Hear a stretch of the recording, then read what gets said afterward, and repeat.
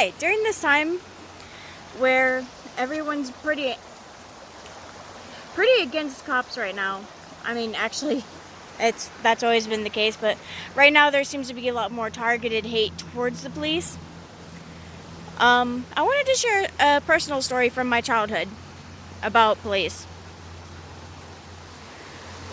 When I was 8 years old,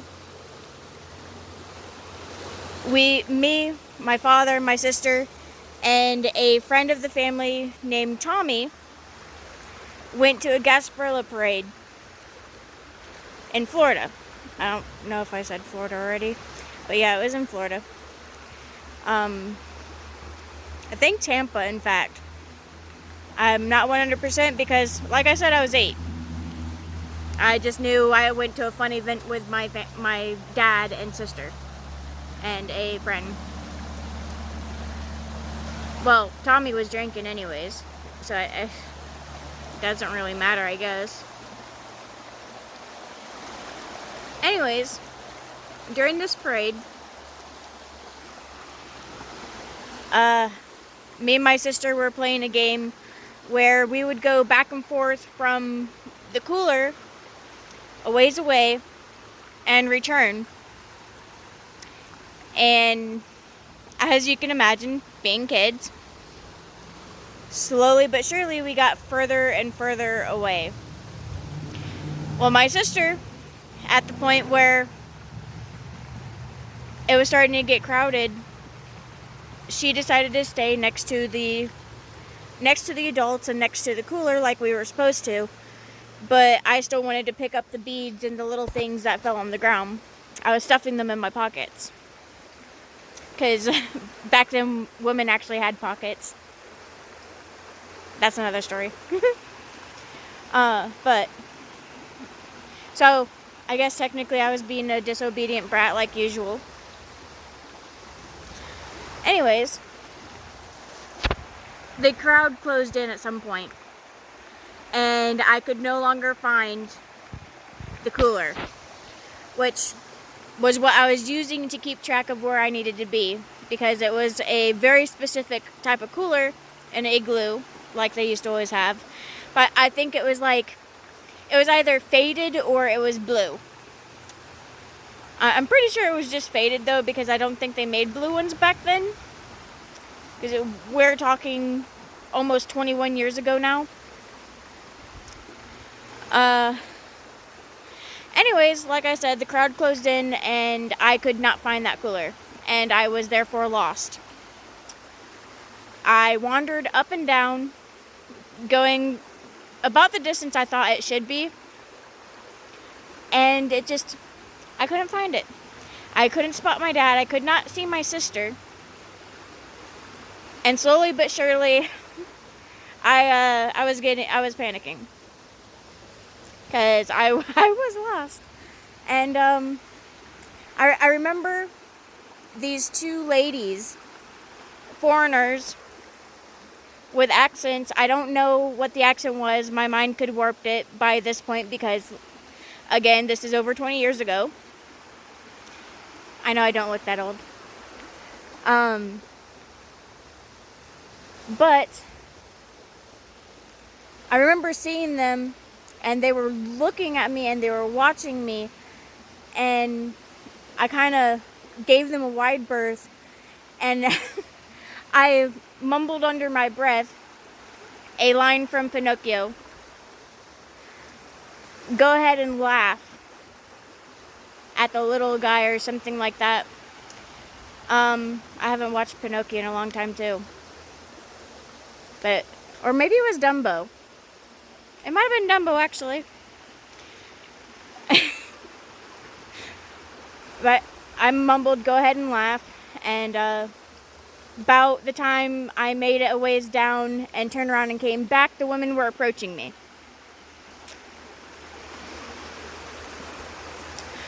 They, like I said, they had accents. I think I said that anyways. But they did have accents. Their English wasn't 100% great, but it was enough to where that a disgruntled 8-year-old could understand. So that was a really great thing. and I did the most stupid thing I could have possibly done back then. The women asked me if I was lost. I did not respond to them, as far as I'm aware, as far as I recall. But they said, we know where a police officer is. He is around this block. We just saw him. He was around this block, and if he's not there, still there, we will find somebody who can call, because cell phones were not a big thing back then, if they were even a thing. No, I'm pretty sure they were a thing. They just weren't like a lot of people had them. So I went with these women to the police. Looking back, I know now, or I knew then in a way, but I definitely know now.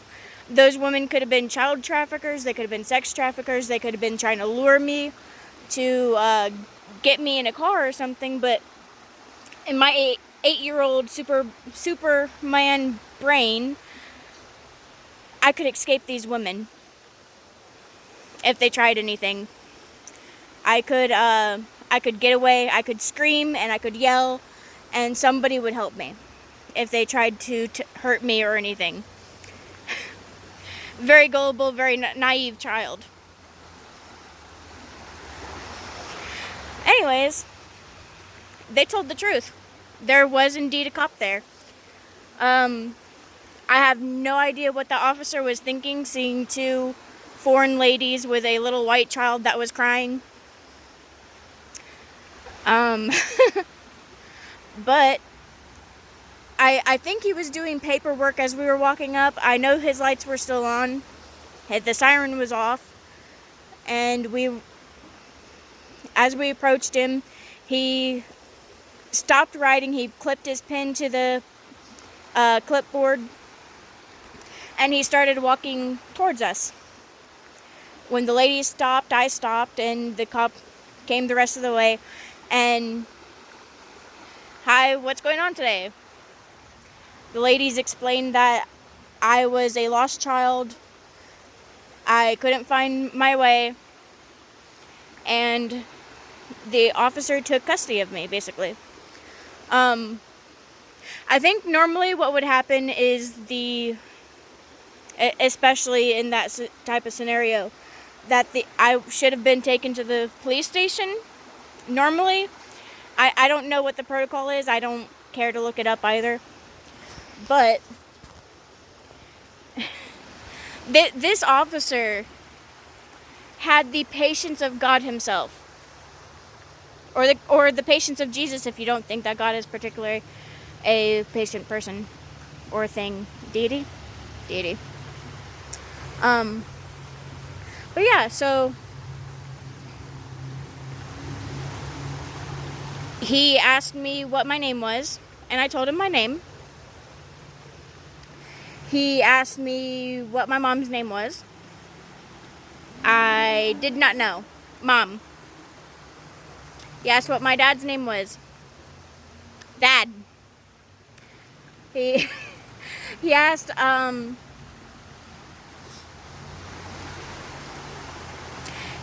where I lived.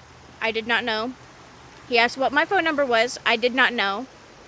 He asked where the last time I saw my mom was, and that was first thing in the morning when she went to work. I believe at the time she was a corrections officer, maybe. My mom was a corrections officer twice. I think she quit once, and then the second time she was released because she took some bones home, which is apparently a really bad thing to do if you are a CO, which stands for corrections officer. But so then he asked where I saw my dad, and I explained what I'd been doing, that I'd been wandering, picking up beads off the ground. I pulled the beads out of my pocket and showed him. And Well, obviously that investigation didn't go very far. This man sat me in the front of his patrol car, and he drove around with a sobbing, chatty 8-year-old for 4 to 5 hours, I think. It was a long time. And finally, when the Gasparilla Parade was over, I think shortly after 5 p.m., and everything was being cleaned up, the crowds were basically gone. We just turned down a street, and I spotted my dad. I couldn't describe him, couldn't describe Tommy, but as soon as I saw him, it clicked in my head, and I was like, that's my dad. Excitedly, I said it as loud as possible, that's my dad. And about the time I saw my dad, he had stood up from where he was sitting, defeated, on the sidewalk, picked up some beads off the ground, which turned out to be purple and green alien beads, although that's not really relevant to the story. And he spotted the police car. Well, he turned, started crossing the road without looking either way, which I think he could have gotten in trouble for that. But he started walking towards the police car, and the officer, responding to my cries of "that's my dad," pulled over. He instructed me to stay in the car, which infuriated me, but I complied. I didn't argue. I said okay, and I stared and watched intensely. Now, he got out and he approached my dad, telling him to stop where he was, which was about a little over 100 yards away. And I don't know what went on during that conversation. I imagine it was along the lines of, "Excuse me, sir, are you missing a child? What does she look like? What's her name?"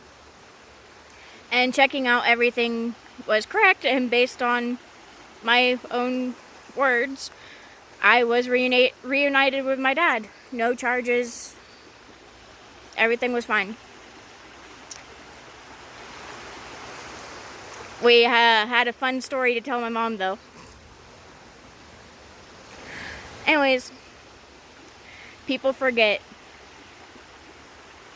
You see the headline on the news: some man shot dead by cops.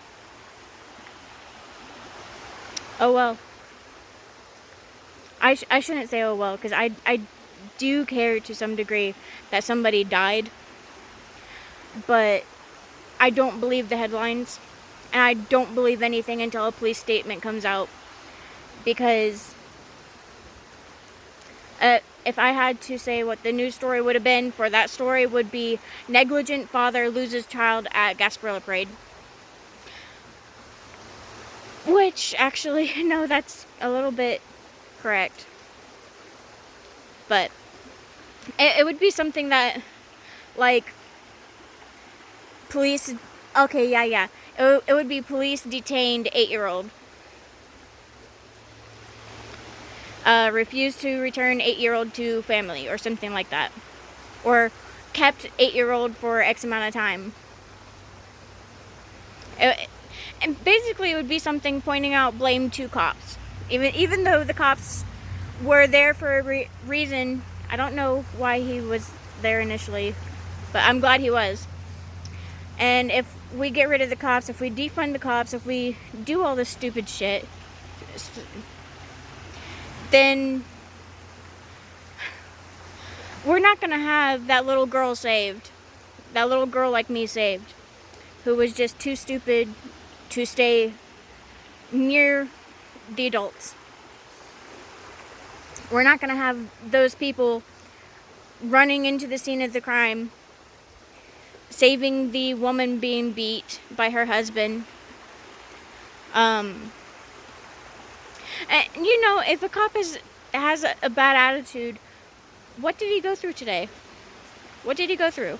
Because you know that I believe they have 12-hour shifts, and during said shifts, they go from call to call to call.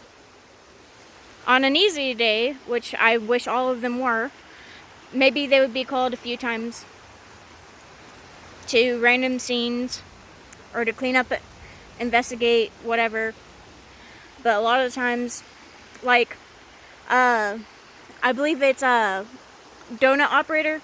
He mentioned that when he was a cop, or he might still be a cop, that he went from a scene where a toddler or a baby had just been ran over by a truck to a scene where an old white woman, Miss Karen, was yelling and screaming at him because her neighbor left the garbage can in front of her driveway or something like that. So, like, you gotta, like, think of a fast food worker, how crappy that job is, and, like, intensify it, because you see blood, you see death when you're a cop. You see some of the most messed up stuff ever, and that's what they go through daily.